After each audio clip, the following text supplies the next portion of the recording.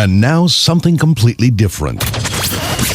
Good afternoon. I'm speaking to you live just outside I like to think balding is just God's way of saying, now let's see you get laid. Is it true that if you don't use it, you lose it? What I'd really like to do is put the greatness of this man in perspective. The hair loss community has a lot to be thankful for, having you as a spokesperson. You mean you just call this guy up? About life and about reality.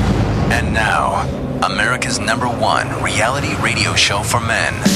Live from Los Angeles, it's Spencer Kobren's The Bald Truth. Hey guys, welcome to the show. 888-659-3727. Thanks so much for hanging out and waiting for us to get our late start. We are live, obviously, from my home studio here in Los Angeles. And if you're new to the program, this is the Hair Loss Show. You're watching and listening to The Bald Truth. Phone number 888-659-3727. With me tonight in studio, special guest, Mr. Andrew Zarian. How are here. You? Dude. I'm in studio. First of all, your hair looks ridiculous. Thank you. It's ridiculous. Oh, well, thank the almighty Propecia gods for that. Well, here's the thing. I wish I would have gotten a hair light. We just we weren't sure we were going to do the show. And people need to see exactly what's going on there, man. So, I mean, it's been almost 2.5 years. Almost 2.5 years. Dude, it looks... I went on December 2014. December 4th, 2014, I went on Propecia. It's like a wall of hair. And, you know, I think I see what... I think I understand what's happening. Your voice projects so much that it comes through my mic in the studio. Okay, so you want me to get close and talk like this? Okay, I'll absolutely. Do that.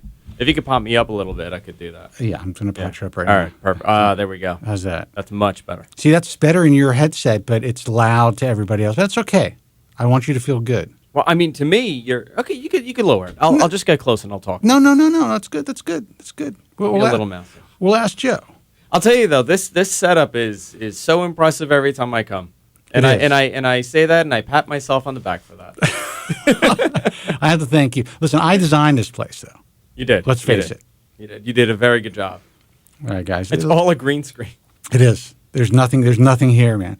Listen, guys, if you're new, obviously we're drinking a little bit tonight. Andrew Zarian, guys from Queens, live with me here in my studio in Los Angeles. And, of course, we have live in TBT Studios in Vancouver. Let's see if I can get this guy with the right number here.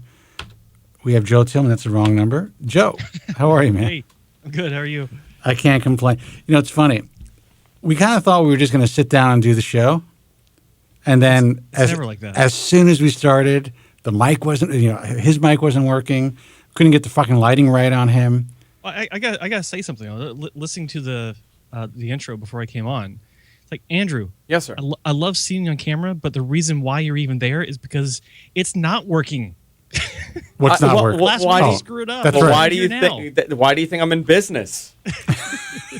Dude, it's called... Every time I come here, I fix two things and I unplug another thing. Oh, yeah, Mr. Kobren, it's going to cost you about $100 an hour and a flight out to L.A. Yeah. We'll get it fixed up for you. That's how it works. It's called timed obsolescence. Exactly. That's what he does. All right, so let me see what you just set up some shots here. Let's see what this is. Okay, that's my side-by-side with Joe, and that's my side-by-side with you. Okay. Yes, let me get the phone number, guys. I'm sorry there's a little bit of a clusterfuck. 888-659-3727. If you are new to the program, don't know why I'm here and what we do, I am a consumer advocate for men and women dealing with hair loss. I'm the author of The Bald Truth and The Truth About Women's Hair Loss. I'm also the founder of the American Hair Loss Association and the International Alliance of Hair Restoration Surgeons. Excuse me. I know that sounds like a lot, but I've been doing this for a long time, been on the air in one form or another, either through terrestrial radio or XM satellite radio or on the internet for almost 20 years. And the reason I'm able to do the same show, and it is the same show, week in and week out for more than 20 years is because, 2/3 of men by the age of 25, by the age of 35 will suffer with some degree of hair loss. 30% of hair loss sufferers are women. This is a silent epidemic of this sounds like, I'm being melodramatic, but of biblical proportions. Most people in every household, there's at least one person dealing with hair loss. It's a huge demographic. So I remember being on radio for a long time, and especially at the beginning. And, the program directors and the station managers and the all the big wigs, no pun intended, at the radio stations were always like, how are you going to do a hair loss show for more than half an hour, maybe once every 2 months, if that's even possible? What are you going to talk about? Well, been here for 20 years, Joe. You know? Yeah. We've been here I've been here for 20 years. You've been calling the fucking show for almost 20 years. Yeah, but before the show, you're actually sticking your head out the window and yelling. So it's been like 20 years and 6 months. Do I have to give you a courtesy laugh for that? I really don't want to do that. Come on. But I mean, you touch on something interesting, because when I tell people what the show is, they're like, "Oh, there's a hair loss show. How much hair loss stuff can you talk about?" And those same people listen to the show once, twice, 3 times, and then become regular listeners. And they're like, "Yeah, it's so much more than just, I lost my hair. Okay." Well, what it is, it's kind of like a, it's a sense of community. Before the online world really took off, we had this program. This was the hair loss on-air community. This is what it's all about. So, hold on, what's going on? What's the matter? You got a problem? It's too dark? Guys, you know what we can do? Because there's so much happening here. Let's go right to the phones. How do you feel about that, Joe? I like it. Let's do it. Okay. There's a lot of stuff to talk about. All right. Let's see who this is. And let's go. Hey, man, you're on the air. Who's this? And where are you calling from? This is Nicole. Hey, Nicole. Nicole. Hey. I know this Nicole. Hey, guys. This is Nicole from Shapiro Medical? This is Nicole from Shapiro Medical, yes. How are you? What's up, girl? Good. Hey, guys. I'm so excited to talk to you. Well, welcome. What can we do for you? Well, I was just calling, first of all, to say happy birthday. Oh, thank you. That's so sweet. And to... happy birthday. Thank you, guys. Shit's getting real, Nicole, I tell you. 51. Can you believe that? No, not at all. Oh, thank you. I was fishing. You see that, Joe? Good answer. It worked. Yeah. Never. I could never believe it. All right. To make the rest of the eating go smoother, thank you. To say thank you, I get a lot of people that I speak to that tell me that they learned that SMG did SMP from the two of you guys. So, that's great.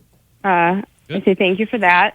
And then also, I've been in this industry for a long time, 7 years now. So wow. I know there's lots of questions, lots of myths, lots of stuff like that exists. So well, I think there's put myself out there to. And I appreciate that. I think the thing is, there's a lot of guys out there who are considering doing something about their hair loss, but they're not great candidates for hair transplantation, or they may be a good candidate for hair transplantation, but they don't have enough hair that could be moved to make the difference that they want to make. And that's where I think SMP is coming to play, at least in the hair transplantation world. And that's, I guess, what you're in part doing with Shapiro Medical, right? Yeah, exactly. We have found a very great need for it, particularly with people who have tapped out of donor. Yeah. And in instances of repair, it can be really great. And then also there's just that, more. You can never have enough density. Well, you guys are doing with thickening. But you guys are doing, at least now, you're doing temporary SMP. Yes, we are doing the Tricopigmentation. Right.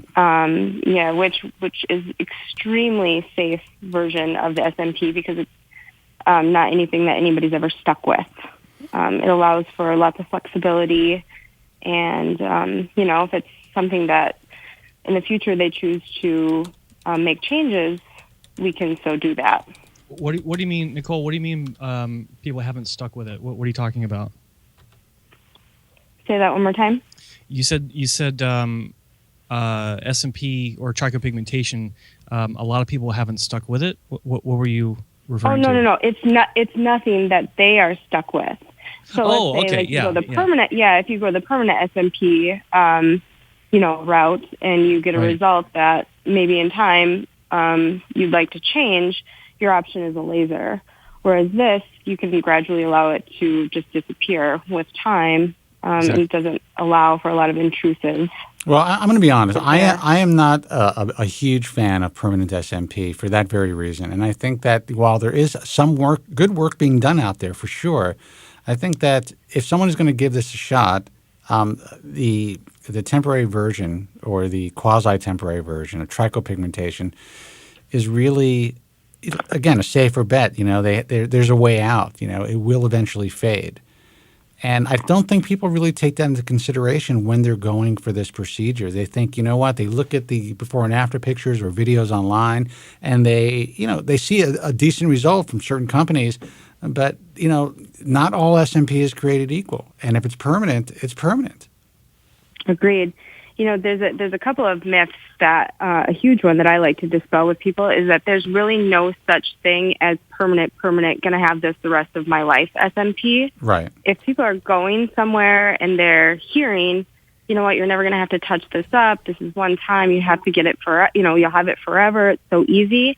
They can 100% expect that to change color. Our bodies are not designed to hold ink for the rest of our lives and have it look exactly the day, as the day it was when it was implanted. Right. Now, when you say change colors, you're talking about, turning bluish, turning green. Yes, the blue. So what about these guys, what about these companies that are claiming that they're using true blacks that never fade, that never turn blue? Is that a myth? Is that just a sales pitch? Well, true black, according to the theory of color, the science of color, anything that's black in time that is fadable is going to turn blue. Right. That's just the way the color is made. Right. But there are companies that are using a black, but it is designed to fade, that it is turning more of a gray and just disappearing. Okay. That's why I'm saying, but the consumer is not always understanding that SMP2 will need to be touched up. This isn't something they're going to have for forever. But listen, I know that this is what you do, but I have seen so much bad SMP. Recent stuff. There's actually I go to this deli in Woodland Hills, California, not too far from where I am, and there's a truck that hangs outside of this deli that has a big billboard promoting SMP that is being done in the back of a beauty salon in that same shopping center. Oh, and the guys that I see, and I just kind of like, stake this place out. The guys that I see coming in and out of this place, literally, they look like they literally have like their hairlines drawn on. I know. There is a lot of bad SMP going on right now, and it's because it's, a few people have learned, and now they're teaching. Yeah. Or people are just, thinking, oh, this is simple. I know permanent cosmetics, or I know tattooing, or, I can just go in and get it done. And, unfortunately, I see a lot of those people, Dr. Shapiro, we see a lot of those people for repair. But Joe, you have been, Joe, you knew a lot about SMP. Yeah. And you know what my thoughts are in general. Like, I chose to kind of no longer have an SMP area on the forum because, frankly, it was just becoming a spam fest. That's really what it was. And there were so many people out there that were just, trying to kind of pimp their own, companies. And it became very obvious that it wasn't really people looking for help. There were companies out there who were just trying to utilize the forum to, promote their services. Now, because you do SMP with Dr. Shapiro, obviously you guys can show your results in the IHRS section with his hair transplant results. But Joe, what do you think about? I told you about my decision. You think that was a smart move? I think it was a smart move only because the industry itself, as a whole, I personally think the SMP industry is worse than the hair transplant industry as far as the slime factor. And I can say tell that it's crazy. I came from there. Yeah. Nicole knows what I'm talking about, and I think that your decision to shut down that section was doing everyone a service because not just yourself, but because it takes a lot of work to really moderate that section because you're constantly getting hit with the spam, you're constantly getting hit with the the fake posters trying to promote. Look, if there are real people out there that are out there trying to just ask questions and interact with each other, I would have no problem with it. But that wasn't the case. You had similar guys that were going from forum to forum to forum, promoting certain certain companies, and it's like, guys, give us a fucking break. Well, it wasn't just promoting certain companies. They're also going to different websites and they were slamming their own competition. Yeah. They were coming to my website when I had the S&P Clinics website, which I no longer own. Right. They were coming on that site, and it wasn't a battle, but it was something I was doing on a regular basis to trying to clean it up, because they're coming in saying this clinic is horrible and putting up fake pictures, and just it was just nasty. And then not to mention the communications I was getting behind the scenes from some of these companies, making threats and just all kinds of garbage that was coming out of their mouth. It's a bad scene, and I just didn't want anything to do with it. I came from the world of permanent, and the things that I saw when I was, behind the chair there was the reason that I left. So I know it all too well, and it's partially why, on the forums I deal with all of, I don't know what they call them, shills, or people who work for companies who are blogging for them, posing as patients. It's been interesting to watch them, like, over the years, the tactics that they take, Well, tell us about some of the tell us about, if you can, about some of your experience behind the scenes and working for these companies. Yeah, well, a few of the things I always like to tell my patients is when they're talking with reps is to ask them, how many times have you had your work lasered and changed and repaired? Right. That's one common thing, like people will go in to see reps, and those people have had lots of R&D done on their heads, and what you see that day may have not been the one time that it was explained to happen, to have happened. They worked at a company where their owner had many, many laser treatments, and he always tried to stay out of sight because his head was constantly so terrible looking. Wow. I mean, that's scary. The other thing is to talk about what type of pigments that the company is using and how long they've been using them. I worked for and have known many people who they would try new pigments on patients without trying them on themselves first, and then the patient had to, compensate for the poor results. Wow. They were almost like human science experiments. Yeah, very scary stuff. Well, but the thing is, the way that SMP is being promoted is it's just an easy fix. If you are willing to walk around with a shaved scalp look, like shaved to the, almost to the bone, with just kind of like a stubble look, then this is a solution for hair loss. And I have to say that, that's and that's another reason why I'm like, I can't. There are ethical practitioners like yourself. And then there are those out there that might be trying to take advantage of vulnerable hair loss sufferers. So I kind of chose to just step away from it completely. Yeah, I see where that totally why you did that. I live in that world with the rest of them each day, and I get frustrated constantly. And that's why I also like people to know that there are those of us out there that are ethical and who will tell them the truth.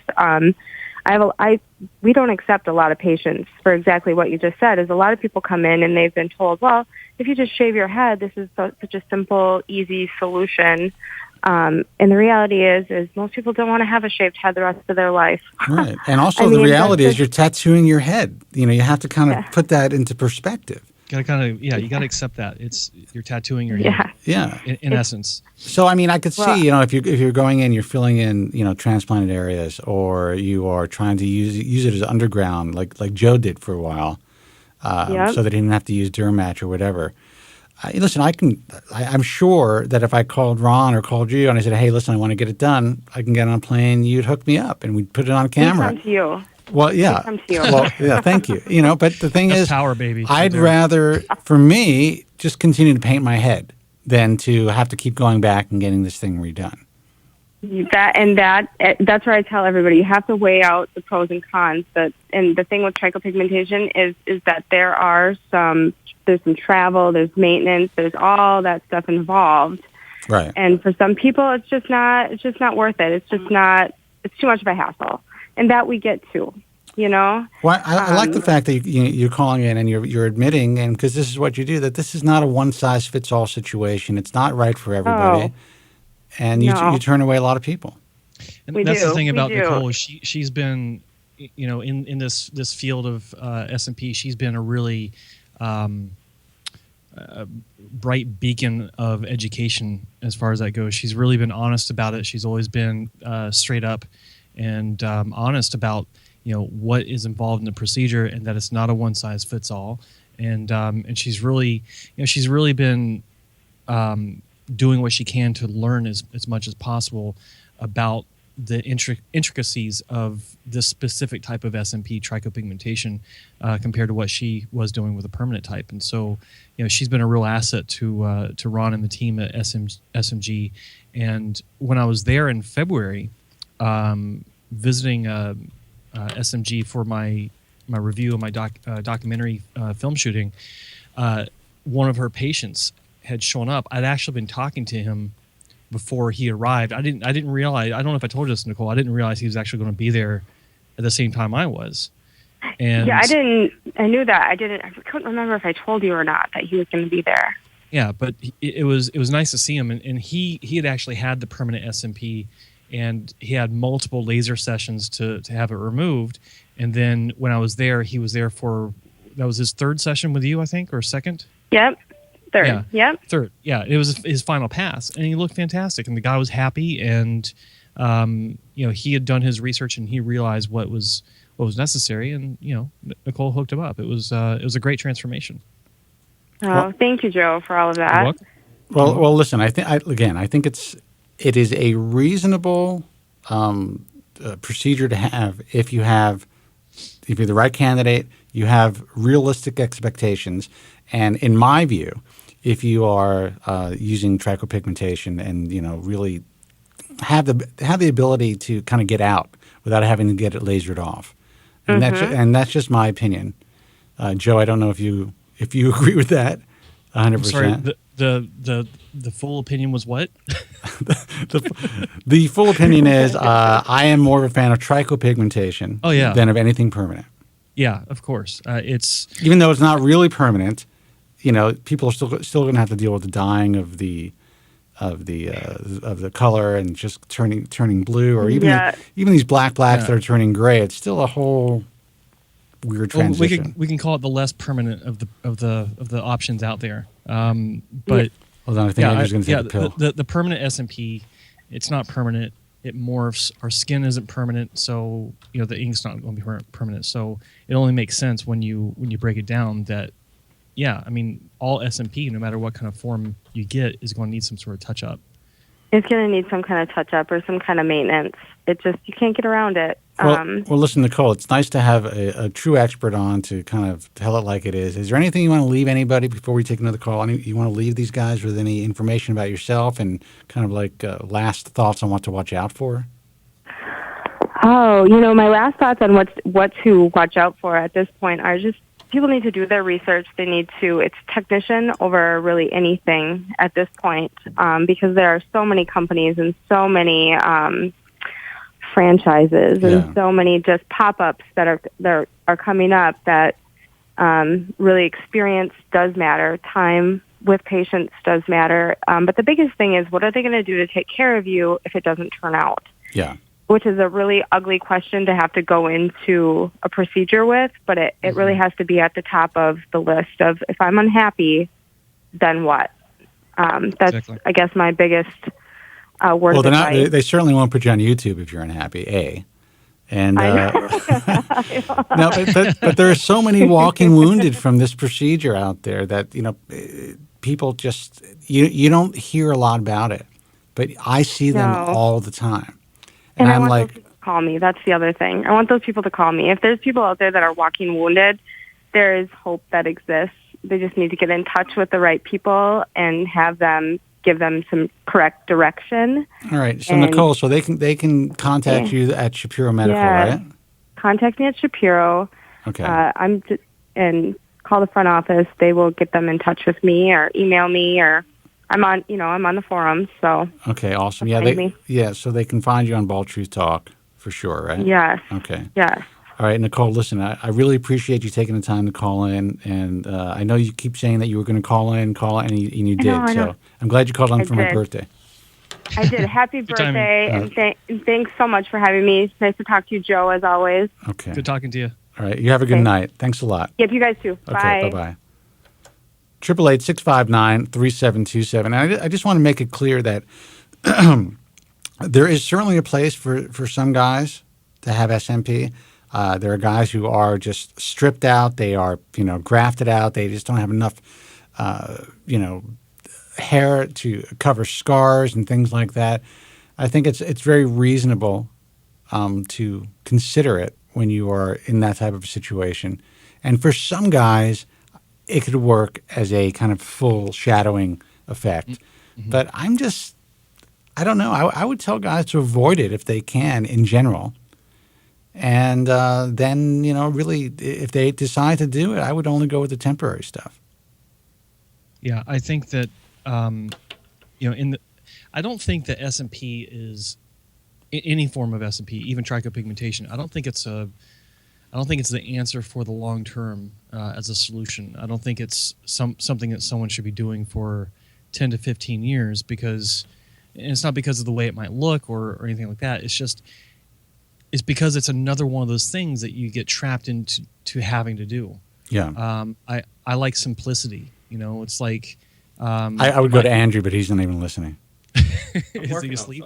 Is he drooling? No, the pee went down. I was trying to get it back up. Oh, it went down. Cool. But no, I think that 5 to 10 years, if you want to go in and get it touched up every once in a while, that's fine. But I like the simple solutions to where you accept it and not have to go through something like that, or like in my case, hair transplantation, then pop a pill every couple of days. Easy, Yeah. And same with you. You do what you do. You pop a pill every once in a while, and I pain my head. I just popped the pill right now while we were on. Andrew just popped the pill right now. Yeah. And I gotta say, I'm sure that Andrew's hair looks good. Yeah. But there's a lighting issue we need to discuss. Yeah, we didn't have time. Does it actually look that good? It actually looks better than that. It looks better in person than it does in that light. I think it's a trick. It doesn't do it justice. Put your head towards the light, Andrew. You want me to take this off? No, yeah, just put it towards the lamp right next to you.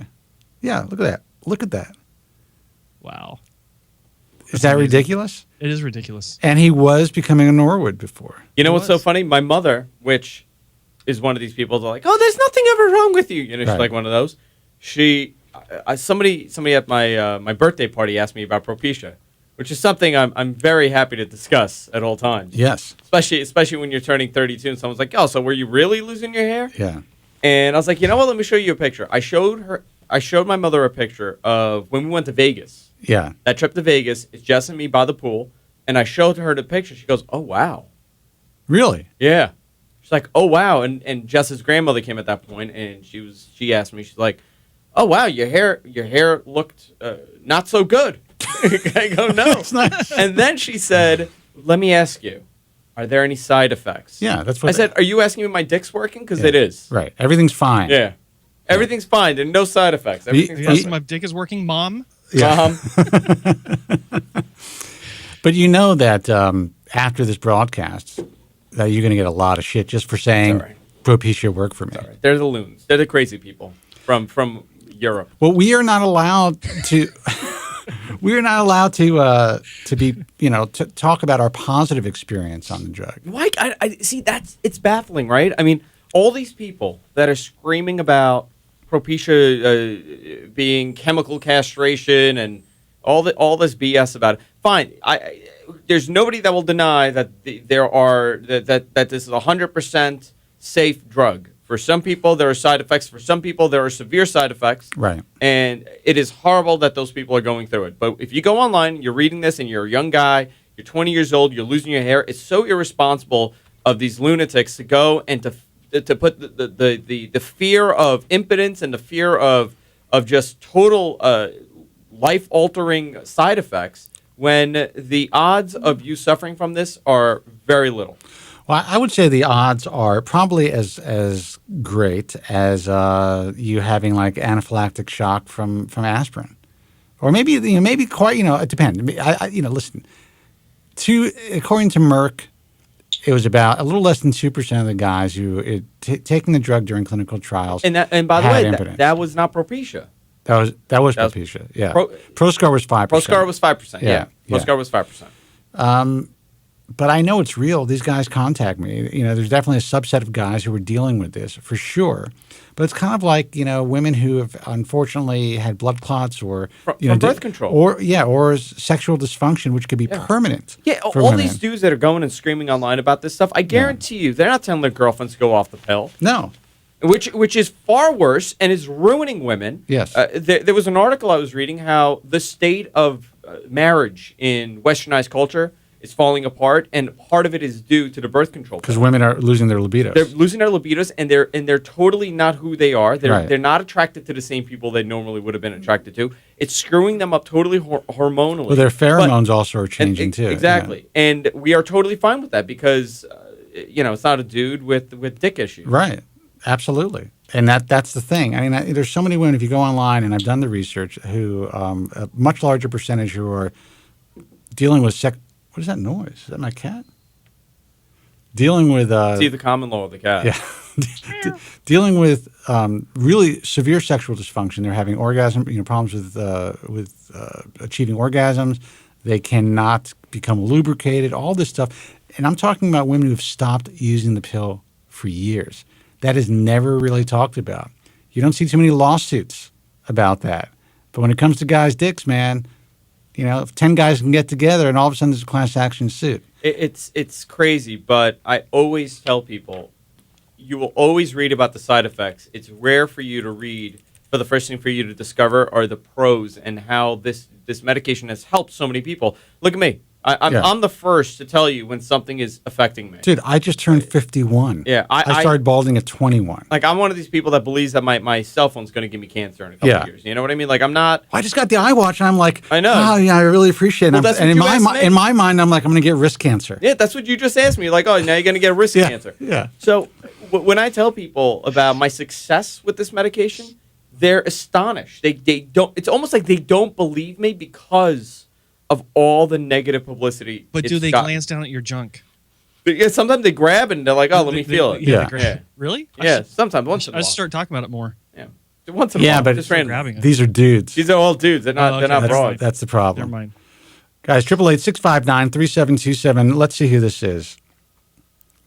Hey, you're on the air. Who's this, and where are you calling from? Hi, can you hear me? Yes. Hey, how are you doing? My name's John. I'm from New York. How's it going? Hey, John from New York. How are you? I wanted to call in with some rather encouraging news.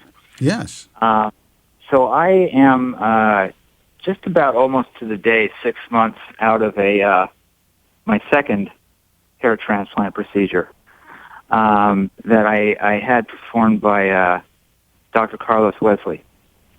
All right. So the first one I had was about 10 years ago with another IHRS doctor who I could mention. I'm going to choose not to, and you'll understand the context of it. Sure. So he did an absolutely spectacular job. The first doctor, great job, terrific stuff. And then about, as he kind of predicted, almost to the year, about 8 years later, the transplant started to kind of. I suppose what happened was the native hair that I had existing at the time. Of course, nature took its course, and that began to fall out. So the transplanted hair is like, well, more of my scalp started to show. I don't know what the terminology is for it, but your native hair started to recede or started to fall out. And that's correct. Yeah, that's unless you're taking medication. I have been religiously taking Proscar, even before that procedure. I've been on it probably for 11, 12 years. So you continued to progress even though you were on Proscar. Yes, exactly. Yeah. Okay. Well, it happens. And of course it happens. And I can only suspect, if I want to be optimistic about it, that it just slowed down the progression. Which, right. We'll take what we can get, I suppose. Sure. Yep. So basically, so it was very much time for me to consider my, a second transplant. As I knew inevitably, I mean, I was taking a gamble and hoping that something better would come along, given a 10-year period, but not particularly. So one of the things that was really causing me a major amount of anxiety of doing this second procedure, as much as I wanted it to happen, as much as I was confident that I would get good results again, I had every option of going back to my original doctor. Strip scar. Who's still practicing, to this day. You were concerned about another strip. I was concerned about how the hell am I going to go face my coworkers. 2 weeks after a procedure. Now, when I got my first procedure, I was kind of, I was like 1 week left of a job that I had that I totally hated, and I didn't relate to anybody, and I hardly knew anybody. And going back there, with the buzz cut, I took like 2 weeks off, right. But still, there's some appearance going on there. But I had 1 week left with this company, and then I would start with this new company. Nobody really knew me, so it was kind of like, who cares? It wasn't a huge deal. It was like the company that sessions. I see. So the company that I'm at now, when I had this procedure done, I've been there for about 3 years and change. Pretty high profile position in this company, large company. I definitely I don't have a position where I have the luxury of hiding in a cubicle all day. Let's just say that. Right. I'm also a manager, so I have to carry a level of respect and confidence and self-assuredness and that sort of thing, that I could take things on the chin, that sort of stuff. And I just could not for the life of me get over, how am I going to walk into work, that first day with my hair pretty much completely buzzed and clearly a suspicious shade of light red, all throughout my recipient area. Now, you think that if you admitted that you were going in for a hair transplant, that you were going to look weaker in your position and somebody who, is just too overly concerned about their appearance? Spencer, I did. You did? Yeah, I did. I understand that. That's common. Yeah, I'll totally be honest with that. For me, this is my job. So I tell the world that I paint my head and I have a half a can of hairspray on. That's, so, when I speak about my life and when I'm in public or, in a social situation, I talk about an issue that most people would consider to be vain, and unfortunately, and I kind of put it into perspective for people, especially women. Well, sure. And one of the in addition to that is also, I just did not want to spend the next 6 months with all these people who I interact with throughout the day, staring at my head, staring at my forehead, trying to monitor their progress. I don't want everybody's eyeballs on my head. I'm sorry. It's like, and I didn't think there was going to be some sort of horrible scenario where, people were going to back me in the corner and slow motion and point their fingers at me and all of laugh. I didn't, but still, I was just like, I do not want to effing deal with that. I don't want to think about it, and I don't want my coworkers thinking about it, quite frankly. Yeah. So it was something that it was really like, I wanted to take the plunge. How old are you now? But I am 43. Okay. I wanted to take the plunge, but I just could not get over that, that what I consider to be a very significant aspect. And I think a lot of people considering this probably feel the same way. So I went to my original doctor and had a consultation with him, and then he was glad to see me, and I thanked him for, his original work. But he certainly made it clear that he had every intention that I was going to have my head shaved again. Yeah. I was kind of crossing my fingers that he moved away from that, but nevertheless. So that was slightly discouraging. So you're in New York?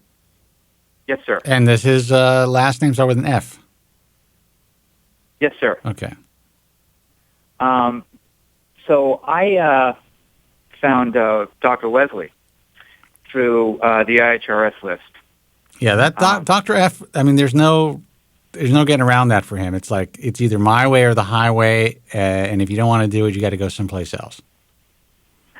I suppose you're right. Yeah, I suppose you're right about that. So I was, I don't know if Wesley was on your list 10 years ago, but nevertheless, he was on. He wasn't doing hair transplants 10 years ago, I don't think. Yeah, I think Is that right? Yeah. Is that right? So I figured, well, let me kind of, see what his story is. And one of the things that really did gravitate me to him was, first of all, he's on that list. And by the way, thank you for that list. That list is like, second to maybe Schindler's List as far as the lives that have been saved. I mean, that thing is like, it is gold. It is absolutely. Wait, repeat that again for a soundbite. Because that list, go ahead. Second only to Schindler's List in terms of saving lives. What list is that? So, so I went to visit Dr. Wesley, and because I saw on his website a little bit that he does not require his patients to shave the recipient area. That's correct. And I was a little skeptical about that because I have been hearing, in my experience and my research way back then, that was basically standard fare, that you got to get your hair buzzed. That's all there is to it. And I think even like Specs, who I have a lot of respect for, kind of swears by that as well. So I went in to visit with Dr. Wesley for the initial consultation. He confirmed that I will not have to shave my recipient area. And he gave a couple of reasons for it, which I don't want to misquote him or anything like that, so I'm not going to repeat them out loud, but they seem to kind of sort of make sense. Yeah, you have to understand that even though this is hair transplantation, believe it or not, it is still the practice of medicine. And when you think about what does it mean, the practice of medicine, every practitioner, even though there are certain standards, will practice medicine slightly differently.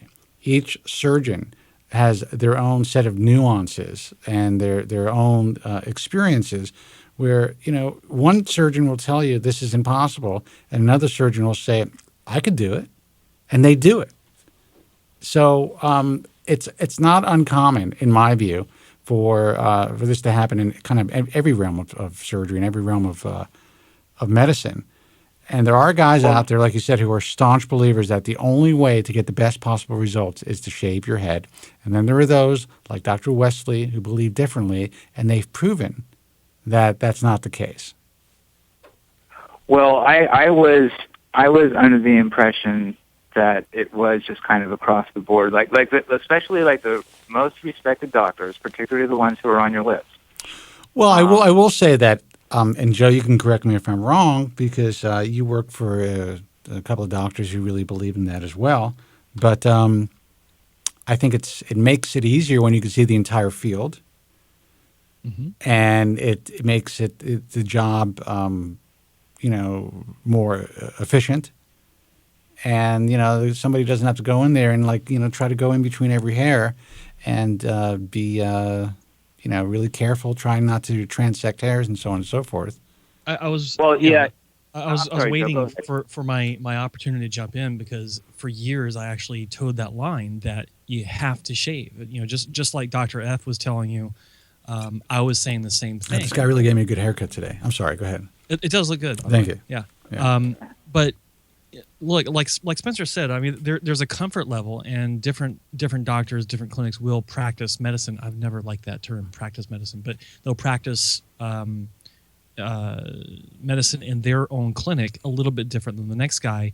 And there's for a lot of these guys, unfortunately, are actually practicing. Yeah, exactly. Yeah. Some of them are practicing, but there's always been this division, at least over the past, I'd say, 15 years, of the smaller camp shave only, and then the larger camp, well, no, it's not necessary. Now, since I'm now out in the open and independent, doing my own thing, I'm seeing in these different clinics not just the results, but I'm seeing how they're doing their transplantation in between existing hairs. And I'm not talking about small cases, 1,500 grafts. I'm talking about big cases, 3,000, 4,000 grafts, and it does simply speed up the process. But from what I've seen, I see how they're doing it. It's just personal preference. That's exactly what it is. There is no wrong way to do it. That's exactly what it is. And you're right. That's exactly what it is. And I think that, there are doctors out there who they they don't want to even deal with that. It's going to be too difficult of a day. And there are claims that, you're going to get a better overall outcome. I've seen differently. I wanted to help him out a little bit. So like a week before the procedure, I did get a haircut. And all this time I've been wearing my hair reasonably long with probably too much Dermatch and Topic in there. You're preaching to the choir, dude. There you go, exactly right. So a week before... It looks like my head is dusted some days. A week before the procedure, I got I got a haircut. I didn't get what I would call a short haircut, but I didn't want to totally F the guy up and go in there with a shaggy mess. It's like I knew that the shorter my hair was, the less difficult it was going to be for him. But I also kept it long enough so that 2 weeks later when I went back to work, I at least had something to work with there. And he also told me that 10 days after the procedure, I can go back to wearing concealer again. So basically, I went through the procedure. There was no shave, no buzzing, no shaving involved. And when I went back to work, I had enough hair, and this is all in my frontal area, by the way. I had enough hair, and I was able to kind of, safely put on concealer so that as far as I can tell, when I went back to work, nobody knew a thing. I had kind of a different hairstyle. They're calling you chalkhead in the around the water cooler, though, but whatever. So basically, I had a slight, but I was, how we are. I was looking at people's eyeballs. I was seeing if they were traveling up there, and they really weren't, and I just could not. Dude, that's what alcohol is for. You got to forget about that. Yeah, I suppose so. So basically, as far as I was concerned, that was nice. I got back to work, got back into the groove of things, and I figured, okay, so maybe I sort of at least pulled off the ruse. But of course, I was still kind of thinking in the back of my mind, okay, I didn't do what I suppose you're supposed to do, which is, shave your head and stuff, and maybe Dr. Wesley was kind of trying to, I didn't think he was getting me in the chair or anything like that. But, you start thinking. All right, so how many months ago was this? This is 6 months ago. Okay, where are you at now? It's a masterpiece. Really? Absolute masterpiece. And I know that anybody who's listening can only take my word for it because I'm not here with pictures or anything. Right. The stuff that it grew in, he uses something also called, I think it's called PRP, is that right? Yes. Mm-hmm. I think he soaked the follicles in something. Okay. So this stuff started to grow in like 3.5, 4 months after the procedure. I couldn't believe it because with Dr. F, it took about 5.5 months. Right. I got my first haircut 3.5 months out. I really held out, and I was dreading it, dreading this haircut. I walked out of that barbershop. I could not believe it. I couldn't believe it. Really? I would say maybe at the 4-month mark. After this haircut, Spencer, I really could not. I'm sure I probably had a little bit of concealer on my head. I could not see my scalp anymore. And that's an incredible feeling, man. It's unbelievable. Absolutely unbelievable. And 6 months later, so here I am 6 months, and it's just, it looks natural. I know I've got more to go. I've got more to go, which is also very encouraging. But now, we didn't ask you. Did you have another strip procedure or did you have a FUE procedure? Yes, Spencer, I had another strip. Okay. All right, listen, you already have a scar. Exactly. That was my thing. Yeah. He wasn't talking me into anything else. I guess if I pushed for FUE, he would have done it. But, so I had another strip. I got to say, he's really good at what he does. I don't think Dr. Wesley gets the credit, in my view, that he deserves, especially on the boards. He's really good. And there's a lot of other guys in New York who get a lot of, online press. I'm not saying they don't deserve it, but, while he's out there and he has his people out there on the message forums, I just don't think that he gets enough of what you're doing for him right now, because his patients are really happy in general. Oh, yeah. When somebody does that for you, when a doctor does that for you in this field, it's like you got to kiss the guy's feet. Yeah. It's rare. And I know that no matter what, no matter who's on that list or who isn't, You're always taking a gamble. All of you guys have said that yourself many times. Yeah, the list is just a starting point. We're like, okay, these guys have the least complaints and they have the most consistent results. Right. But there's not a doctor on that list, in my view, that hasn't fucked up somebody. That's just the way that it is. They're not doing it purposely, but it's just the way that it is. It's cosmetic surgery. There is somebody who is probably gone to every doctor, even maybe Dr. Wesley. I don't know. No one's complained to me yet, and may not have been satisfied with the results. Let's put it that way. Right. It happens. So at the end of the day, I mean, I know no matter what, I pat myself on the back for having common sense and doing the research, trying to be smart about it. But at the end of the day, I just got lucky. I mean, I recognize that. Well, it's not just luck. But I think similarly, only because, when you're looking at a consistency record or the lack thereof when you're doing your research, when you find a clinic that has a consistent record, there is a bit of luck because there's so many variables that are being juggled around. Not to mention the unknown healing aspect of every patient that comes in the door. That I think there is a little bit of luck with this, because you can't control every single aspect of every single surgery 100%. So a lot of it is just do it right as much as you can, and if everything works like everything before, then it should work out just fine. And that's where those fuck ups come from. Sometimes it doesn't work out. Right, Joe, right. And it's a bit scary doing the same procedure 10 years later. You're 10 years older. Your body is doing things differently. Your body's responding to things differently. However it went well 10 years ago, there's no guarantee 10 years later that your body's going to do the exact same thing and react the same way. Not to mention, you're going with a different doctor, right? You had a good experience earlier with Dr. F. Yep. And I gotta tell you, it's like knowing what I know. If I had a great experience with a doctor, now why do we even call? I mean, at this point, I thought he was going to say something negative, but I mean, the fact that he's not. I mean, there's Dr. Feller. He had a good experience with Dr. Feller. Why can't we say that? Okay, you're right. I didn't want to. I don't want anybody to get turned off because he shaved his head. I mean, listen. Everyone knows. Everyone knows he's a head shaver. That's his thing. It's like his way or the highway, and I get it. But you know what? The bottom line is, people who go to see him have, in general, excellent results, just like you did. And if they don't know about the shaved head now, they'll know when they get there anyway. That's right. Maybe we're doing people a favor. I paid him as high as a compliment as I possibly could when I saw him, for this round of consultation. But you know what he would really appreciate as a higher compliment? Writing him a check and having surgery with him. But, it's just the way it is, man.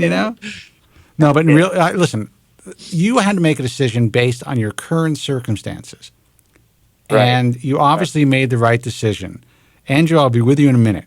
God, the Schindler's List comment messed me up. All I could think about is the girl in the red coat. Oh, that scene sticks out in my mind too. Screwed me up. That's the first thing that popped in my mind. That's so weird.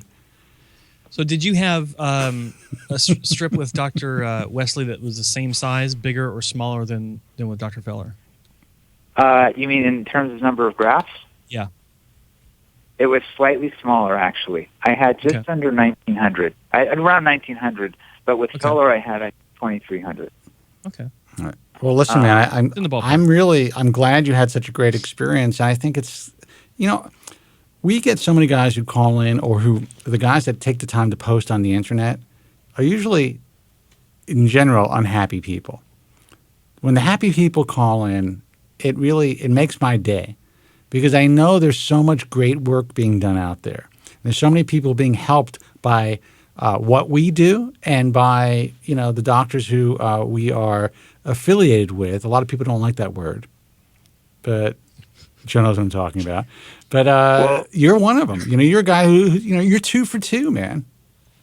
Well, Spencer, I'll tell you, I'm not much of a virtue signaler, but I told myself that if this turns out well, that I have every option of riding off into the glorious sunset and never thinking about this again for the next several years, shall we say. Right.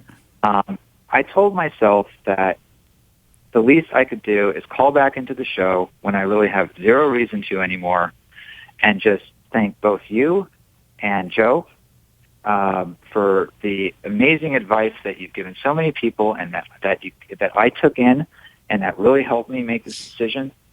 And to also just kind of like, say out loud to any listeners who are having hard times, whether they're considering this procedure or not, that, you can really turn things around. And I just kind of wanted to, before I enjoy this, what's going to be an amazing summer, where I'm going to be looking at the mirror like an asshole every 5 minutes,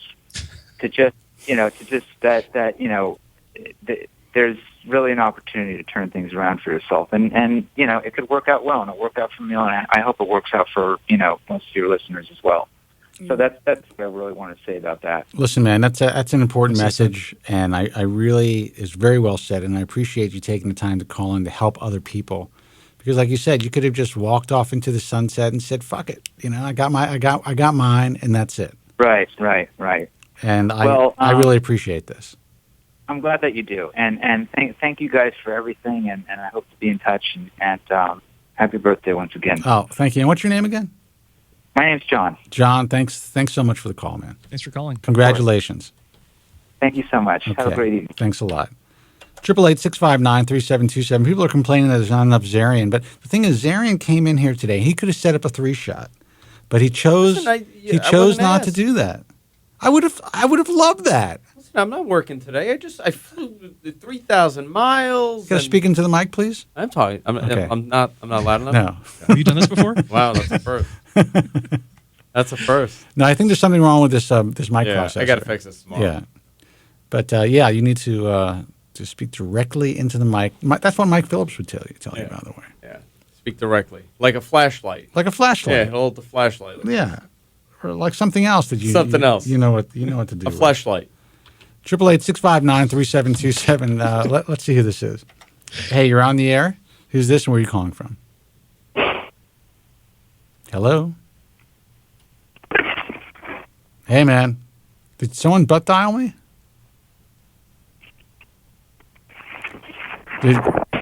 We could hear you. Can you hear us?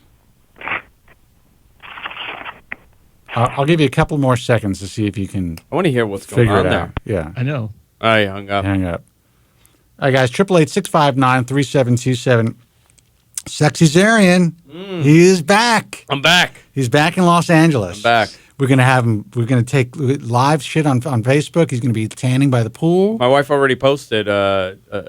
She wants to know if we're having chicken. We're not having chicken tonight. Tomorrow. We're going to get some steak tonight. Okay, cool.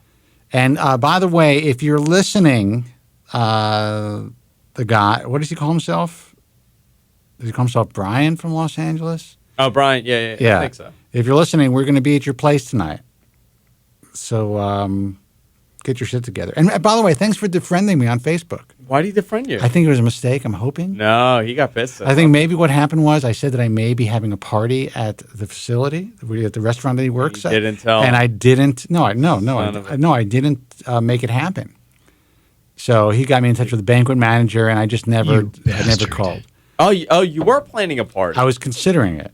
Oh man, I would not have liked that. I like you all to myself. No. It wasn't going to be a birthday party. It was a coming out party, so to speak. Oh, coming out. Yeah. And I'll explain that to you guys when I feel like it. 888-659. Keep them guessing. 3727 is a toll-free number. I thought it was a party for me. Yeah, it is in a sense. Oh. It is in a sense. It's my number party, and I don't want to explain what that means. Okay. So I'm sitting here. Ralph's Fried Chicken. That's so funny. Who wrote that? Who knew? Somebody knew. Oh, see something. I think maybe one of your brothers might be in the chat room. No, they don't know about Ralph's. They don't? No. God damn, that Ralph's Fried Chicken is good. TBT viewer 5194. Is that the chicken you were telling me about? Yeah, dude. It is. I'm not even joking. Good. It is probably the best. I mean, it's better than Kentucky, in my view. In my opinion, please don't write me a letter, KFC. It's better than KFC. Oh, way better than KFC. KFC now has this kind of. I don't have a hard time believing that. KFC has this doughy taste now. It almost tastes like donuts, like corn. They all have really like this weird corn, like a corn mill. You know, I heard that the Colonel, the real Colonel, was out of his fucking mind. I don't know if that's true. Well, he was like 60 when he started making his money. Yeah, but I heard he was like allegedly a real womanizer. Of course he was. And he was just like a total, like he sold the recipe for like $1 million apparently. Yeah. And then he was upset. He wanted more money. Well, or you know something. what? You know how he was doing it, right? He was going to gas stations and franchising the recipe. Mm-hmm. Yeah. And he would like literally show up in a plastic bag and just hand you the seasoning. That's awesome. And teach you how to do it. And he took a piece of every sale of chicken you did. That is awesome. What a I love their new advertising. They have like different actors playing the Colonel. Yeah, every week. I want the original Colonel. I want the Colonel from the 80s. The guy that looked like the biggest racist. That's what I want. But wasn't the real Colonel on at one point or no? No. He was always an actor. He was long gone. That guy. Interesting. No, they have like in the 70s. I thought they had him in the original commercials. I have no idea. I mean, was that really Ronald McDonald? Was that the real Ronald McDonald? Well, I mean, it's quite possible because he died in 1980. So, how do you even know this? Are you looking it up? I know everything. I know every useless fact. And is that guy with the big head the real Jack? The Jack in the Box? Yeah. That's him. He really looks like that. He looks like that. Dude, I'm telling you, since they stopped that campaign and Jack became silent, that voice of Jack is no longer there, their sales are tanking. You know, we had Jack in the Box in New York for years.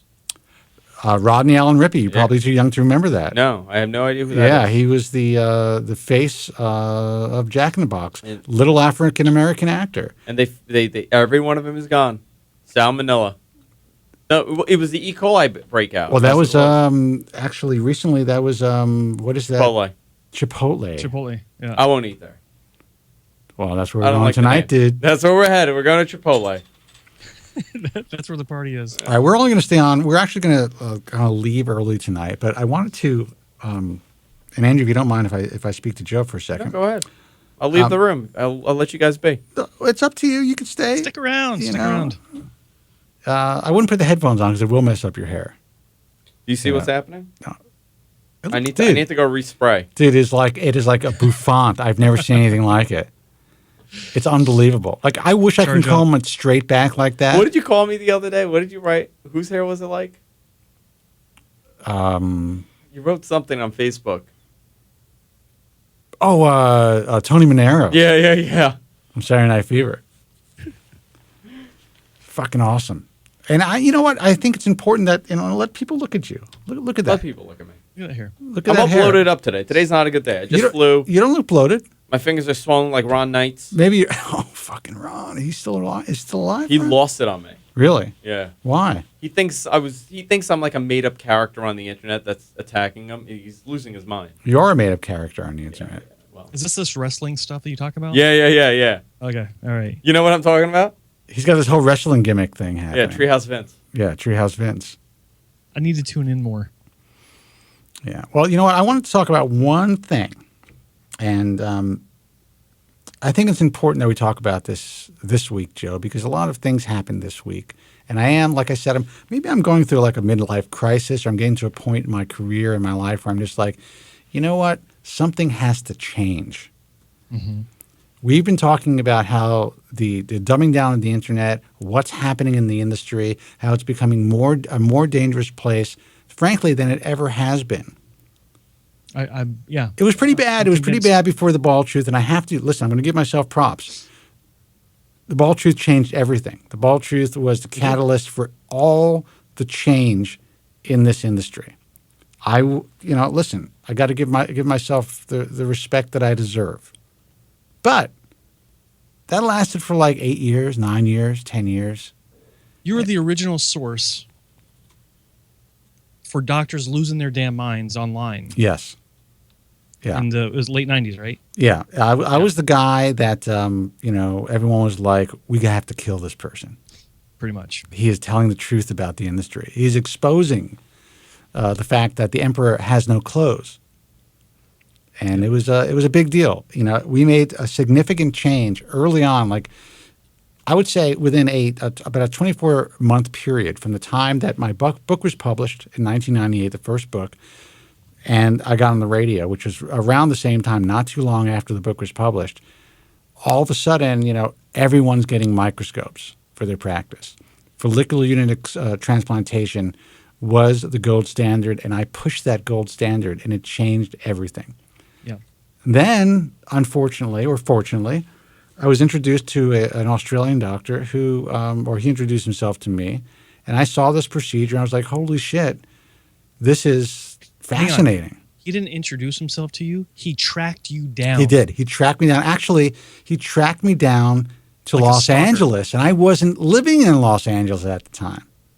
You had a hotel room. You were in for Absolutely. just a few days. I picked up the phone, and it was this guy with this crazy Australian accent telling me that he has this method of hair transplantation that's going to change everything, and that no one was giving him the time of day. He tried to speak to Bobby Limmer and these people and the ISHRS, and everyone just ignored him. And I was really his only hope to get this information out to the mainstream and to get his procedure out to the world. I'm like, all right, I'm listening. And he said, I want to fly in. I want to show you this, that, and the other. I said, don't bother. You don't have to get on a plane to show me anything. I said, send me some information. Send me maybe a videotape. And then eventually, I can meet one of your patients. So trying to make a long story short, he sent me this videotape that looked like it was like old school, like produced on like a video toaster. I don't know if you remember that those days. And it was just like all these swipes and all this stuff. And I was like, I couldn't even look at the work. It was just so, in my view, kind of like low end, not well produced, cheesy. Right. And I told him that. I said, listen, just for your benefit, you need to know this. That's when I should have run. That's when I should have known. The guy got so fucking offended that I told him about his production values. Cheesy production values. And that you really, this seems like a really interesting technique. You're only cheapening what you're doing. He didn't take that as constructive criticism. To make a long story short, we all know the story of FUE. Yeah. And unfortunately, the history of FUE has been rewritten many, many times. Yes. They leave out this one North American physician who actually was the first to say, you know what, I'm going to try this. And I walked him through the technique that I was walked through. And if it wasn't for this guy, I don't even mention his name for several reasons, but then a lot of the other guys wouldn't have, Bill Rassman, Bob Bernstein, they wouldn't have taken the time to really take me seriously. So anyway, fast forward to 2016, it's all FUE all the time now, except companies and organizations and physicians are doing whatever they can to make the process basically much easier for themselves and really not really be too involved in the process. Yeah. They're hiring what some term to be slave laborers in certain parts of the world to perform. Some countries that to perform these surgeries. Here in the U.S., it's happening as well. Everyone's creating some sort of a device or this and that, and claiming that they're doing FUE better than the next guy. And I got to tell you, it's a fucking mess. It really is a mess. So I've decided I have to take a stronger stand this year. And, that's one reason why I'm so interested in the standardization of the field and robotic hair transplantation. But I am considering, and I've spoken to you about this, taking a closer look at the IHRS, the Schindler's List for hair transplant patients, as this guy put it. I love that. That was great. And I'm gonna whittle it down a little bit. There's a couple of things that are disturbing me, things that are happening, and maybe the wool has been pulled over my eyes by some of these guys. I'm not. Listen, it was much easier for me to make these decisions back in the day when it was just straightforward. You're either doing follicular unit transplantation with the use of microscopic dissection, using these tools with this type of staff, and that was it. And everyone else was doing shittier work. It was much easier. They were doing mini and micros. There's a wider divide between what could be considered state of the art and what wasn't. Right. And there are so few people doing state of the art follicular unit transplantation. It was easier for you to make that distinction. Yeah. But now we have this dilution of the market where everyone's doing the same thing. Everyone's doing follicular unit extraction, be it through a neograft, some sort of handheld motorized device, some sort of manual punch device, or some mystery device that the clinic won't reveal what it is. Well, that's the craziest thing in the world. If you are not going to reveal the tools that you use, believe me, no one's going to. I mean, the guy that does that is at this point, unfortunately, just a footnote in the history of FUE. Yeah, at best, he's a footnote. And that's because of the way that he's behaved and the fact that he didn't really it's unfortunate. I think he really should have stepped up and done what you're supposed to do in medicine, and you share your technique. He could have maybe gotten a licensing fee or something where he would have been a very wealthy man at this point. And he would have probably saved a lot of people. But he would have still been in a position where he can say doctor only, limited number of grafts per day, done the right way. Right. It would have changed everything. It actually could have been almost like the beauty medical model, where every practitioner for tricopigmentation has been personally trained by Milena Lardy. Right. And it works. It's a mark of excellence. It's a mark of quality. And had he done the same thing without charging an arm and a leg, he'd be in a much different position right now. Well, you know what's funny, and I don't want to go back in history. It doesn't make a difference. But, like I talked about how he reacted to my criticism of his video. Mm-hmm. He did something very interesting online when he actually wrote something very negative about me when we were having a conversation, basically saying that I was the one who priced him out of the box and it was my suggestion that he charge this much for this much. Totally, in my view, that was kind of like another red flag. Like, it appeared to be the rants of someone who I don't want to defame the guy, but potentially defame the guy, but someone who really just didn't necessarily get it. Let's put it that way. That's a good way. My view was charge $5,000, $10,000, to train somebody, or charge a licensing fee, and you'll have people knocking down your doors. And basically, hair transplantation, the FUE technique would have been known as the Woods technique. I just mentioned his name, the Woods technique. Oops. Yeah. And that's true. He wouldn't be on message forums, at 3:00 in the morning, banging away and, working his balls off the way that he is right now. And he'd probably, in my view, sadly, the information created a lot of monsters out there. Just the fact that they knew that consumers wanted this. They weren't sure how to do it. So they said, we're going to recreate the wheel and do it ourselves. And take the credit for it.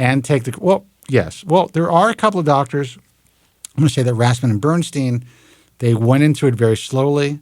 They didn't do, large sessions. They weren't doing body hair and all that stuff. They started with the Fox technique. Mm-hmm. They wrote the first paper, which I think was really important that it was put out there. This is something that Dr. Woods should have done himself. Right. So I can't say that for Bernstein and Rassman, but then there were other doctors who jumped on it and just decided to totally convert their practices and then really start to, pander to hair transplant forum people and try to get their message out there online. And there's a lot of damage, a lot of walking wounded from those days. And we're seeing that all over again now. All over again. And in my view, it started again with not the machine itself. It's not because of the neograft. The neograft can be used well. It was the model that was created around the neograft that, some enterprising people said, you know what, we can just get this machine and we could hire a bunch of people to do the work. Yeah. Look, I told you before that I was flying back home from somewhere. This is, I forgot what year, maybe 2010-ish. And I saw the ad that I think I can say they've become famous for, is the two heads, full page ad, in-flight magazine, which isn't cheap. Two heads side by side. Dude, I saw it the last time when I went to Vegas. I saw the ad, and it wasn't marketing for the result. It was marketing for one thing: right? No strip scar. That's right. It's brilliant. It's brilliant and asinine at the same time. Right. But the thing is, we understand the industry. The average consumer is like, it's like you're able to get a hair transplant without a scar now.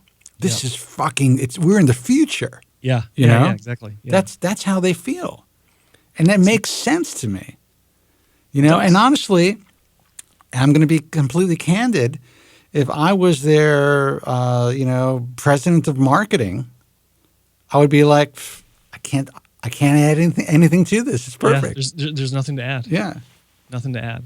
You And know, it's I'd actually fuck you up if you had me on board because I'd be like, you got to list all these things. Yeah. No, it's a simplicity and the lack of information that made it so powerful. Yeah. Focus on the one thing, no strip scar, and let them assume everything else, which is all hair transplants are the same.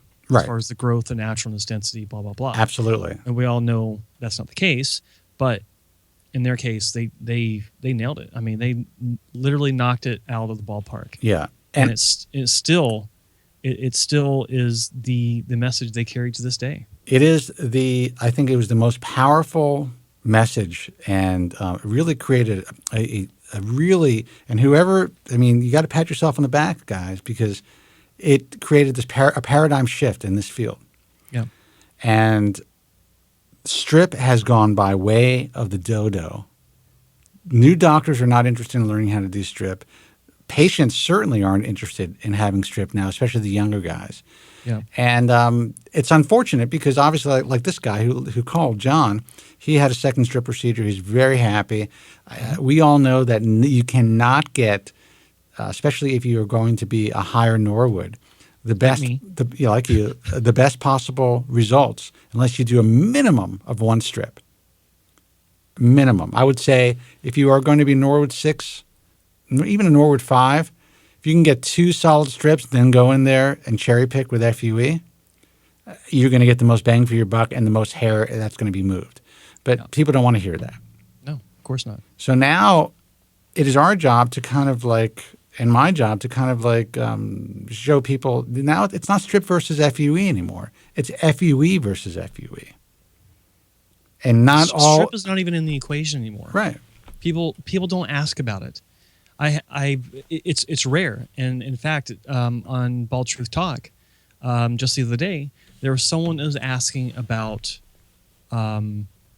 doctors in Europe, and what was surprising was he's asking for FUT doctors, or FUSS, fluid strip surgery. You can't find them, and no, you can find them. It's like the guys in Belgium. All the guys in Belgium, they still do strip. it, but they're not doing it.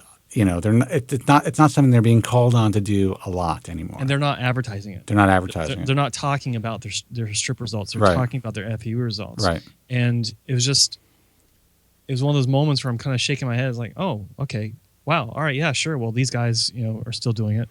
And it was just funny because no one's asking about it. And when he did, it was almost like a throwback 10 years ago. Who's the best strip surgeon? Yeah. It's like, I never get that question anymore. Yeah. But, I was actually talking to somebody else in the industry today, and I just said it was unfortunate that that's the case. And I really think now it is, people have to really concentrate on FUE versus FUE. Yeah. And sadly, there is a lot of stuff happening in the field that I'm noticing, and some guys who have really good names who've been around for a long time, and they are adopting this model of FUE where they are just bringing in a bunch of techs, signing off on it, as these guys are former or current leaders in the field, but just signing off on it, and people are saying, okay, I'm going to Dr. So-and-so for my FUE, when they're really going to see Darlene and Sharon and a bunch of giggling girls. I hate to say it. I mean, there's obviously some mature techs too, but they're smelling of cigarettes, and I mean, I've heard so many crazy stories. Look, what gets me about this is if you ask a patient why you're going to this clinic for FUE that's primarily been known for strip, it's like, well, look at the results. What results? Yeah. There's strip results. All the results that you see, even in the FUE column, are probably strip. Yeah. That's just the way that it is. Well, there is no FUE column. Right. It's just results. Yeah, it's just results. Look, I got an application from a guy, I'm not going to say from where, And everything looks really good. But I sent you these images, one set of images. I can't find them anywhere, but I swear to God I've seen them someplace before. And that's one thing that's, everything is good. His patients are happy. I would love to take them on board, but that's holding me back. I'm doing image searches, and I know that I've seen these before, either on some website somewhere in my life. And that's holding me back from taking $24,000 a year. Yeah. Yeah. Because I can't live with myself if I know this guy's stealing images. I'm not saying that he is. Maybe it's just some sort of deja vu. When did you send this to me? I sent you the images probably about 3 weeks ago. I want to revisit that now. Now you piqued my interest again. Fucking killing me, man. Maybe you can do the research for me because I can't find them anywhere. I'm contacting his patients. I'm like, this guy, he really qualifies. He's doing really clean work and at a decent price. He's doing a lot of the work himself. But those images are freaking me out. So I guess as I'm getting older, it's also getting to the point where I'm like, I could just fucking retire anyway. Why don't I just kind of maybe push reboot on this thing and, whittle things down a little bit and, kind of bring on some new blood. Well, look, I look at it like this, okay? When, one of the things that I'm not crazy about in life in general, but especially in this industry, is complacency. Yeah. And when you're dealing with clinics, the hair transplant industry as a whole, this just as well as I do, is really slow to change. So when something new comes out, it has to go through literally years of trial by fire. Yes. By the other guys before, someone says, okay, let's give this a shot. Yeah. And I can understand it, but I think that complacency in general is one of the things that's held the field back from more regular improvements. Because right now, we got these little incremental, great, hypothermosol. It's a great development. Dr. Cooley, kind of brought it in the forefront, and now everyone's using it. And then there's, these other little things here and there.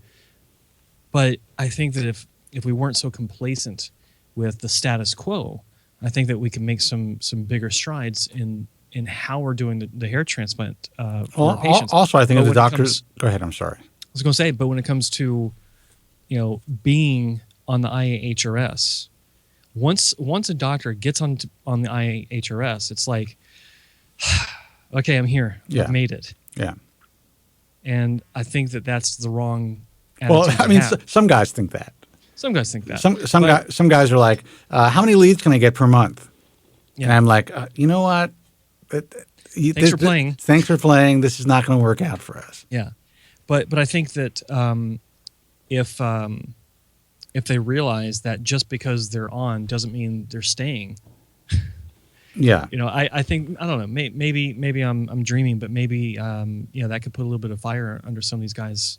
Well, I think you are dreaming. It's just going to have to get to the point where, and I've removed several people this year, not several, but a couple of people this year. And I'm probably going to end up removing a few more. And I try to do it quietly. But, I'm thinking now, maybe I shouldn't be that quiet about it. Maybe I need to kind of take a stand and say, you know what? Without mentioning names, there are some fuck-ups among us.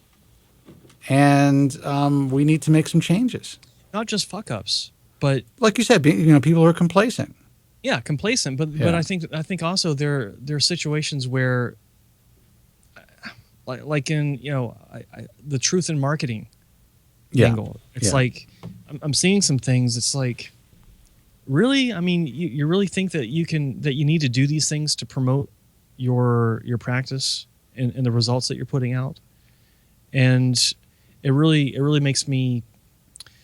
I don't know. How I've been talking online for years about the lighting and the details, and I was the first one to standardize on HD video for a clinic I worked on. I got you're great and all. I know. Yeah, exactly. Yeah. But no, I mean there's a reason, and because I want patients, I want viewers to be able to see these results in the absolute, most honest, truthful way possible. Yeah. And when you're doing things to the patient's hair, that's just wrong. Yeah, even if they're not doing things, but if they're promoting images and posting images with guys with fucking Dermatch or Topic in their hair, that's not good. And they're allowing it. And believe me, people see that shit. They see it. Yeah. They'll call you out on it. And denying it just kind of makes you look like, I mean, who knows? Maybe the people who are denying it really don't know. I don't know. Well, I look at it like this. If you don't know your own work, if you don't know what a specific number of grafts is supposed to look like on a certain type of scalp with hair loss, then you're just guessing. You're just fumbling through your day. Well, and I think it's ridiculous to say that you don't know. Look, all I can tell you is this. We've been in the industry for a long time. We are very honest about what goes on. I received a phone call today from someone who is very upset that you and I were speaking about the bait and switch that's happening when guys are being drawn in by advertising the artist robot and then they're being sold something else. And I expressed to this doctor who contacted me, I'm like, one of the reasons you are with me and part of what I do is because you're supposed to support what my truth in advertising and support me going out there and Joe going out there and telling the truth about this industry. You're behind that. And if a patient comes in, and I'm not saying that if he really believed that, the artist technique wasn't the best technique for this patient, that's different. But all of his advertising is the robot. This is what people expect. Yeah. Maybe put into your advertising, you know what, we offer the artist technique, but for most of our patients, we think that this technique is more suitable. Then at least the people know what they're going in for. They're going to have a full, knowledgeable, fully informed consultation. So during this guy's consultation, he's like, yeah, you know what? I heard Spencer and Joe Tillman talking about this whole bait and switch thing on their show the other day. This fucking guy calls me up. He is pissed. And I'm like, what am I supposed to do? Yeah. Apparently you just pulled the bait and switch. Yeah. And if you didn't, why are you so pissed? Exactly. Well, I'm thinking, why are you so mad? I mean, maybe you lost $14,000, $15,000. If you're that busy, you're going to make that up tomorrow. Yeah. And it's probably better that you don't perform surgery on this guy, because if he's complaining about the bait and switch, if something goes wrong, he's going to be very unhappy. And everyone will probably know about it too. So I just saved your ass. I also try to explain that to him as well. But anyway, a lot of changes are going to happen this year. I'm excited about it. I have a dinner to go to. So guys, I'm not going to take any more phone calls. Like, I see how I made believe like I had more phone calls. Not going to take any more phone calls. Andrew Zarian is the house photographer tonight. Let's see, there he is. I'm Snapchatting. Oh, let me put your... I'm Snapchatting. You're Snapchatting. Yeah. Holy shit. How many viewers you got? How does that work? I don't know. I'm new to it. You're new. I'm too old for Snapchat. Yeah. Is that what? Because you're like you're a millennial. Yeah, no. You're like a Generation Y / millennial. I'm in that weird in between. Like, my brothers are millennials, right? And they're terrible. Yeah. It's just I can relate more to someone from 1974 than they can to someone from 1984. Right. I understand that. You know what I mean? Yeah, I understand that. I guess I am a baby boomer. You are. Yeah, you ruined it for us.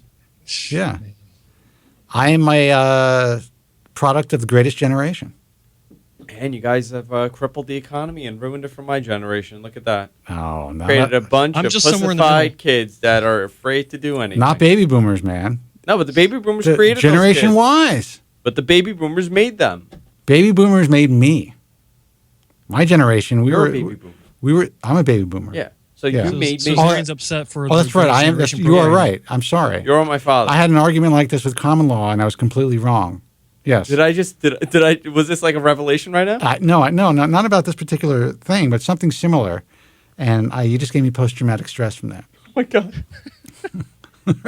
Guys, we're gonna say goodnight. I want to thank Andrew Zarian for hanging out. He's going to be here for a couple of days. You're going to be actually doing all your shows from the studio. I was going to stay till Saturday. Yeah. But you didn't want to go to the wrestling show in Reseda. And that's why. That's why I'm leaving on Friday. Wow. You're a bad man. I would have gone. I was just giving you shit. We didn't want to go. No, we would have had to drive the Navigator. That's all. All right. It's at like the American Legion or the Columbus, whatever, Knights of Columbus. When's the last time you've been to Reseda? When I drive by every time. You drive by the exit? Well, I see the exit. Yeah. Never actually been inside. Well, a lot of good fast food joints. Yeah, I bet. Yeah. All right, guys, we're gonna call it a night. I got all these buttons here now, all these people. Joe Tillman, thank you so much for hanging out, man. It was a great show. Good to be here as always. Andrew Zarian. Thank you, guys. Thank you. Sorry that you. No, I enjoyed the show. I wish you would have set up a 3-shot. It would have been more fun. Next time. I think people are upset. Next time. Upset that they didn't. That's all right. Joe Tillman took my spot. They didn't get enough. I got it. Joe Tillman, Joe Tronic, everybody. There he is. It's all about Joe. It's all about Joe. There he is. Let's put the spotlight on Joe. There you go. We are a weird odd couple. Us three. I would like. You know what? I would love to do like a live show. Us three, just getting loaded, and just talking shop. You know what? We'd have to pipe in Specs just to add a little flavor. We gotta. Yeah. Well, no, we'll have like a giant screen with his head on it. Right. And he'll sit there and he'll do his whole shtick. Yeah. Specs isn't human. I just gotta say that. I would love it. He can't. He's not, because he can drink all night and he wakes up. He looks exactly the same. He's not me. No, not you. Specs. He's not bloated at all. He walks out like a soldier, man. It's amazing. All right, guys, we're gonna go. Joe, I'll see you later. Right on. Have a good time tonight. All right, man. We will talk. Zarian, take care of him. Thanks a lot. He'll take care of me. Later, guys. Take care. Take care of him. See ya. Guys, let me give out the websites. It's thebaldtruth.com for archive broadcasts or archive shows of this broadcast. You can check out thebaldtruth.com. Also, guysfromqueens.com. Check out Andrew Zarian and all of his insanity, all of his insane buddies, and tech guys. Who's my insanest buddy? When you say insane buddy, I would say that I'm probably like on the surface. Yeah, I seem really well. I'm talking about insane buddies. Chauncey stayed at my house. Chauncey's on pretty. Saturday. Yeah, Chauncey's got some issues. Saturday night. So do I. We got Domino's. It was great. Yeah. Domino's. Another fellow sufferer. He's a fellow sufferer. I would say that Chauncey, probably is one of the most interesting guys. He's one of the most suffering of the sufferers. Yeah. I mean, John's interesting, for sure. You got a couple of guys, the Matt Men dudes. Your Matt Men guy, he's interesting. One Matt Men guy. Yeah, he's cool, but I don't really know him that well. He actually seems like he's probably more together than any of us. He probably, he has his shit together. Yeah. But the man can't drink, I'll tell you that. He came over on Saturday, Sunday, holy shit. He's a good drinker. One of the best. Wow. Yeah, I don't drink anymore. Yeah. We'll see about that. Till tonight. We'll see what happens. All right, guys. The websites, thebaldtruth.com, ihs.org, which apparently now is the Schindler's List for hair transplant patients. Thanks to John. I appreciate that. If you're considering surgical hair restoration, remember you still need to do your own due diligence. The IHS is just your starting point. We did our best to create the safest possible environment for hair transplant, prospective hair transplant patients to do their research. And we created the message forum, baldtruthtalk.com. But guys, understand it's a message forum, so you're going to get a lot of anonymous posters providing a lot of anonymous information. Or, some of it's hearsay. Who knows where the fuck it's coming from. So you need to do your own research. Forums are great. Great place to gather. Great place for a sense of community. But don't take what you read on a message forum as the gospel. And if you do, at least take it from a reliable resource. Someone who puts out their face and their name and someone you can contact if something happens. American Hair Loss Association, that's americanhairloss.org. And I guess that's it. Until next time, be strong, God bless, and thank you so much for listening. Thank you very much. I'm sorry for any inconvenience you may have been put to prior to the program. and I'm glad you enjoyed it. And if you could now leave by the exits at the rear, that'd be splendid. Thank you. Good night.